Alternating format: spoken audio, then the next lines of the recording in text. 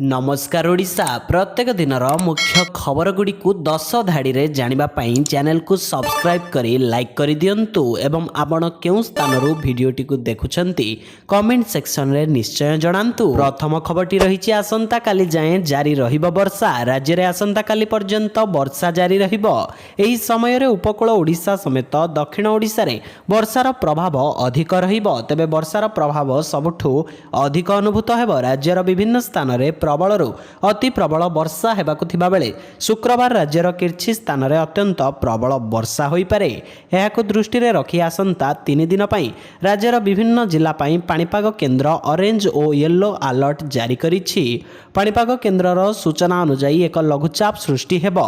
एही लघुचापटी पश्चिम उत्तर और पश्चिम दिगरे गति करी परवर्ती 2 दिन रे दक्षिण ओडिशा उत्तर आंध्र प्रदेश मुहां होई स्थलभाग अतिक्रम करिबो। प्रभाव रे राज्यर विभिन्न स्थान रे काली पर्यंत वर्षा जारी रहिबो। परवर्ती खबर रहिछि जनसंख्या वृद्धि हार ठारू अधिक शिक्षार्थी आत्महत्या हार। देश रे दिनकु दिन बढ़ुछि शिक्षार्थी आत्महत्या हार, जहाँ बेस चिंताजनक। जनसंख्या वृद्धि हार और चाषी एवं अन्य आत्महत्या हार ठारू मध्य छात्र छात्री वार्षिक आत्महत्या हार बढ़ी। जातीय अपराध रेकर्ड ब्यूरो तथा एनसीआरबी रिपोर्ट रु एभली किछि तथ्य सामना को आसीछि। रिपोर्ट रु मिलिथिबा तथ्य अनुसार देश में वार्षिक आत्महत्या मामला 2% बढ़िथिबा बेले छात्र छात्री आत्महत्या मामला 4% वृद्धि पाइछि। तेबे 2021-22 मध्य छात्र आत्महत्या मामला 6% कमिथिबा बेले छात्री आत्महत्या मामला 7% बढ़ी, जहाँ बेस उद्वेगजनक। परवर्ती खबर रही यूक्रेन को ध्वंस करने को बड़ प्लान। यूक्रेन युद्ध में रूसियार पल्ला भारी रही। यूक्रेन युद्ध में अमेरिका समेत नाटो देश रूसिया को भांगिबा को चेष्टा करा जाउछि। तांको अलगा करिबा पई उद्यम चलिछि, किंतु पुतिन कम जिद नुहंती। से जानिछंती युद्धरु केउठारु एवं किपरि इंधन एवं जल क्रय करा जिवो। एही कारणरु से अमेरिकार शत्रु मानक सहित सेमानकर बंधुता पक्का करिछंती। अमेरिकार शत्रु वर्तमान रूसियार सबठु बड़ संकटमोचक भावे उभा होइछि। आमे उत्तर कोरिया विषय रे कहूछु। लगातार अस्त्र शस्त्र एवं क्षेपणास्त्र जोगाई उत्तर कोरिया युद्ध रे रूसिया को आगरे रखिछि। वर्तमान उत्तर कोरिया एपरि किछि करिछि जहाको नै अमेरिकार टेंशन बढ़ी जिवो। वास्तव रे उत्तर कोरिया नूतन टेक्नोलोजी सहित एकाधिक रॉकेट लॉन्चर परीक्षा करिछि। परवर्ती खबर रहिछि सासु ससुरंक उपरे गरम पानी पकाइला बहु। अत्यंत अमानवीय, अभावनीय और हृदय विदारक दृश्य। एही दृश्य जेकोसी लोकंकु विचलित करदेब। कारण बुढ़ा बयस रे मुंड गुंजिबाकू वृद्ध जनक घर खंडे करिथिले, मात्र एबे बयस गड़ी जिबा परे मुंड गुंजिबाकू जागा पाउनाहांती। कारण बड़ पुओ बोहू बुढ़ा बापा मां को घरे पसाई देउनाहांती। एपरिकी वृद्ध बापा मां को घौड़ाइबा पई छात उपरु गरम पानी पकाइबा सह टेका पत्थर पकाइबाकू पछाउनाहांती। एपरिकी एक कुश्चित और असामाजिक घटना ढेंकानाल जिला भुवन एनएसी रे घटिछि। भुवन एनएसी रे रहुथिबा बुद्धिमंत साहू नामक वृद्धंकर 4 पुओ अछंती। बुद्धिमंत साहू घर करिथिबा बेले सेथिरे सब पुओंक पई बखराए लेखा करिछंती। परवर्ती खबर रहिछि विधानसभा रे मुख्यमंत्री बड़ सूचना। प्रचार पई राजकोषरु विपुल खर्च करिछंती पूर्व बीजेडी सरकार। तेबे 5 वर्ष रे प्रचार पई बीजेडी 452 कोटी 96 लाख टंका खर्च करिथिला। एने गुरुवार विधानसभा रे भाजपा विधायक लक्ष्मण बांक प्रश्न रे मुख्यमंत्री उत्तर रखिथिले। मुख्यमंत्री कहिथिले विज्ञापन रे केवल पांड्यान को फोटो पई 15 कोटी 26 लाख टंका खर्च होईछि, जहाँकि सरकारी अर्थ को श्राद्ध करा जाइथिबा भाजपा अभियोग करिछि। अन्य पक्षरे गृह को मुलतवी रखिछंती बाचस्पति सुरमा पाढ़ी। बीजेडी रो मुलतवी प्रस्ताव ग्रहण न हेबारु गृहर मध्यभाग को आसी बीजेडी विधायक माने हो हल्ला करिथिले। फल बाचस्पति गृह को मुलतवी रखिथिले। परवर्ती खबर रहिछि दुर्नीतिग्रस्तंकु छड़ा जीवनी कहिछंती मुख्यमंत्री। राज्य तथा लोकंक विकास क्षेत्र रे दुर्नीति बड़ प्रतिबंधक। तेणु राज्य सरकार दुर्नीतिर मूलोत्पाटन करिबा पई दुर्नीतिग्रस्त सरकारी कर्मचारी क्षेत्र रे शून्य सहनशीलता नीति ଗ୍ରହଣ କରିବାକୁ ଅଙ୍ଗୀକାରବଦ୍ଧ। ଏଥିପାଇଁ ସରକାର ପ୍ରଥମ ଦିନରୁ ଦୁର୍ନୀତିଗ୍ରସ୍ତ ବରିଷ୍ଠ ଅଧିକାରୀଙ୍କୁ ଚିହ୍ନଟ କରି ସେମାନଙ୍କ ବିରୋଧରେ ଭିଜିଲାନ୍ସ କାର୍ଯ୍ୟାନୁଷ୍ଠାନ ଗ୍ରହଣ କରୁଛନ୍ତି।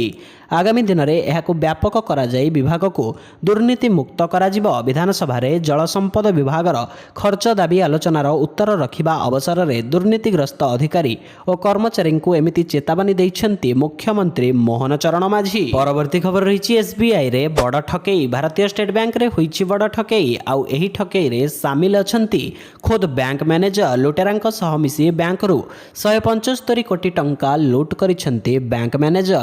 ଏପରି ଘଟଣା ଦେଖିବାକୁ ମିଳିଛି ହାଇଦ୍ରାବାଦର ଶମଶାରଗଞ୍ଜ ଏରିଆରେ।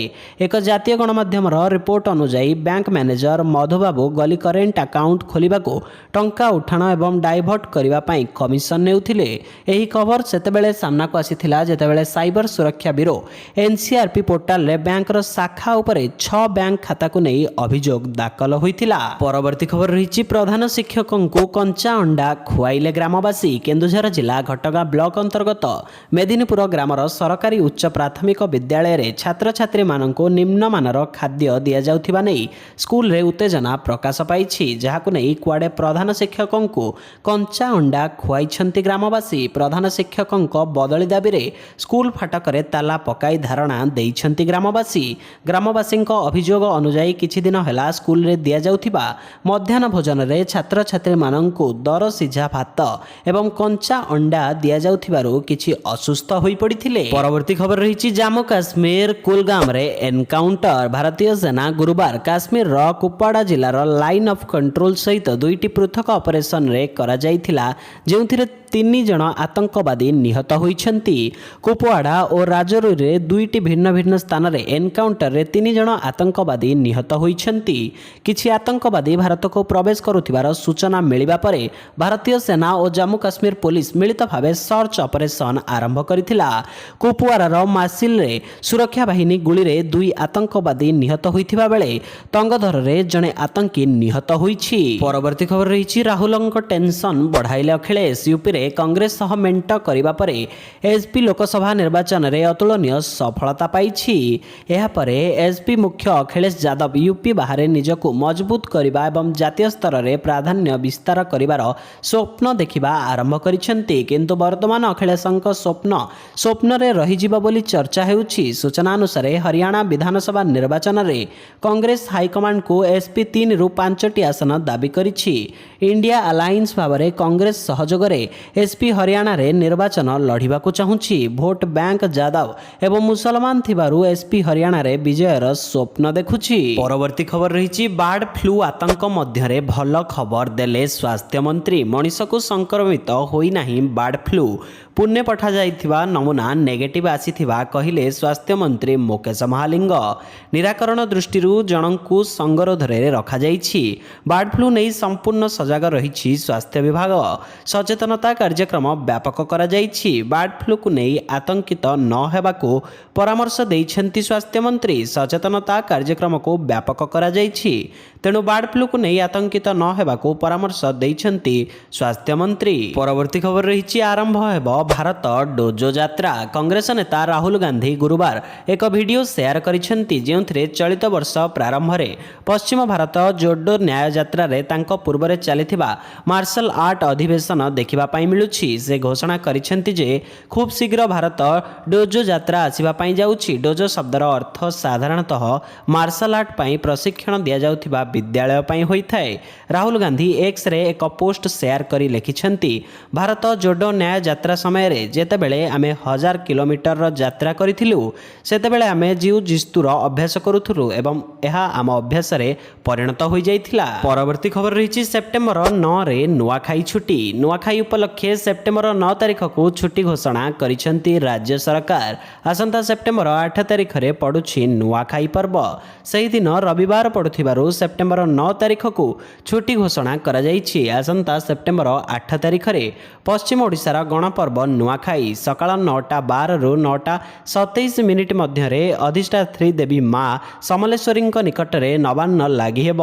ଏଥିପାଇଁ ନନ୍ଦୋତ୍ସବ ଅବସରରେ ସମ୍ବଲପୁର ବ୍ରହ୍ମପୁରା ମନ୍ଦିରରେ ପଣ୍ଡିତ ମହାସଭା ନୂଆଖାଇ ଲଗ୍ନ ସ୍ଥିର କରିଛନ୍ତି। ପରବର୍ତ୍ତୀ ଖବର ରହିଛି ମୁମ୍ବାଇ ଇଣ୍ଡିଆନ୍ସର ହାତ ଛାଡ଼ିବେ ନାହିଁ ରୋହିତ। ଆସନ୍ତା ବର୍ଷ IPL 2025 ଆୟୋଜିତ ହେବ, କିନ୍ତୁ ଏହା ପୂର୍ବରୁ ସମସ୍ତେ ଉତ୍ସାହର ସହିତ ମେଗା ନିଲାମକୁ ଅପେକ୍ଷା କରିଛନ୍ତି।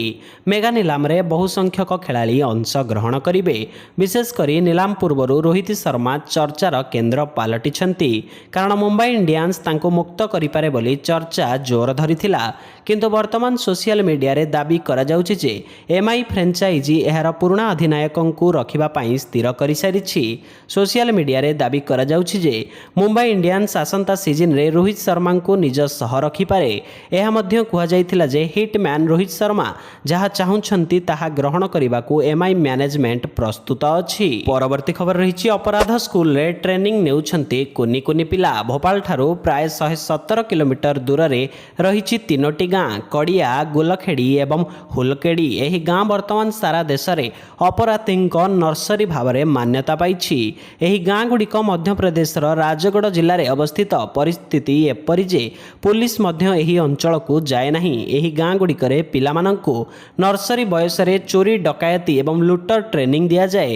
ତେବେ ଏହି ଗାଁ ଏବେ ଚର୍ଚ୍ଚାକୁ ଆସିଛି, କାହିଁକି ନା ନିକଟରେ ଲକ୍ଷ ଲକ୍ଷ ଟଙ୍କା ଚୋରି ମାମଲାରେ ଏକ ଅପରାଧୀ ଗ୍ୟାଙ୍ଗକୁ ପୋଲିସ ଗିରଫ କରିଥିଲା, ଯାହାପରେ ଏହି ଗାଁର ପର୍ଦ୍ଦାଫାଶ ହୋଇଛି। ପରବର୍ତ୍ତୀ ଖବର ରହିଛି ନିଜେ ବିଛାଇଥିବା ଜାଲରେ ଫସିଲା ପାକିସ୍ତାନ। ପାକିସ୍ତାନର ବଲୁଚିସ୍ତାନରେ ପୁଣି ଥରେ ଆତଙ୍କବାଦୀମାନେ ଆକ୍ରମଣ କରିଛନ୍ତି।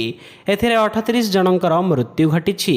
ଏକ ଅଲଗା ଦେଶ ଗଠନ କରିବାକୁ ଚାହୁଁଥିବା ବଲୁଚ ଲିବରେସନ ଆର୍ମି ଦ୍ୱାରା ଏହି ଆକ୍ରମଣ କରାଯାଇଥିଲା।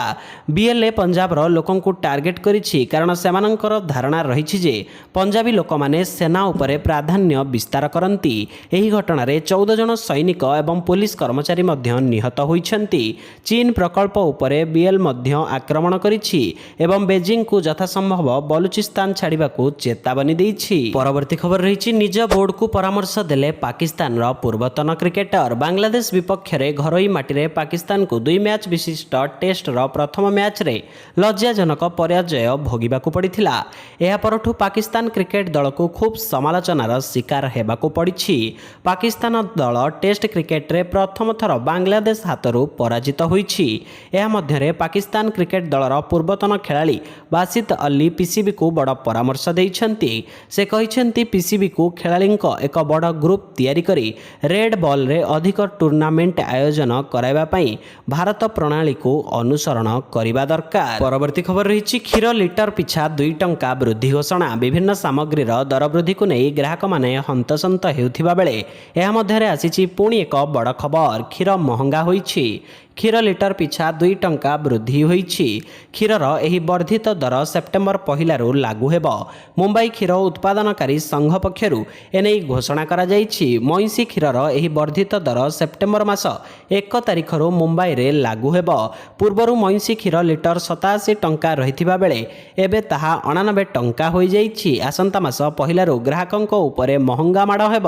ଗ୍ରାହକମାନେ ମଇଁଷି କ୍ଷୀର ଅଧିକ 2 ଟଙ୍କା ଦେଇ କିଣିବେ। ପରବର୍ତ୍ତୀ ଖବର ରହିଛି ରାଜଧାନୀରେ ଚାଲିଛି ତନ୍ତ୍ର ସାଧନା। ରାଜଧାନୀ ଭୁବନେଶ୍ୱରରେ ଚାଞ୍ଚଲ୍ୟ। ଭଡ଼ା ଘରେ ଚାଲିଥିବା ତନ୍ତ୍ର ସାଧନା ଆଉ କାଉଁରୀ କନ୍ୟାଙ୍କୁ ବଳି ଦିଆଯାଉଥିବା ଅଭିଯୋଗ ହେଉଛି। ଘର ଭିତରୁ ହାଡ଼ ଓ ରକ୍ତ ରଞ୍ଜିତ ଗାଙ୍ଗୁଲା ମିଳିଥିବାରୁ ବଳି ଦିଆଯାଉଥିବା ଅଭିଯୋଗକୁ ବଳ ମିଳିଛି। ଏନେଇ ଅଭିଯୋଗ ହେବା ପରେ କମିଶନରେଟ୍ ପୁଲିସ ଘଟଣାର ତଦନ୍ତ ଚଳାଇଛି। ସେପଟେ କିନ୍ତୁ ତାନ୍ତ୍ରିକ ଜଣକ ଫେରାର ହୋଇଯାଇଛନ୍ତି।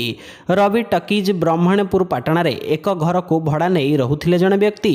ସେ ସେଠାରେ ତନ୍ତ୍ର ସାଧନା କରୁଥିଲେ। ଘରର ଚାରିକୋଣରେ ମାଟି ହାଣ୍ଡି ରଖାଯାଇଥିବା ଦେଖିବାକୁ ମିଳିଛି। ଘର ମଝିରେ 6 ଫୁଟ ଲମ୍ବର ଓ ଓସାରର ଗୋଟିଏ ଗାତ ଖୋଳାଯାଇଛି। ଖୋଳାଯାଇଥିବା ଗାତର ଗଭୀରତା 10 ଫୁଟ ହେବ ବୋଲି ଅନୁମାନ କରାଯାଉଛି। ସେଠାରେ ହୋମ ଯଜ୍ଞ ହେଉଥିଲା।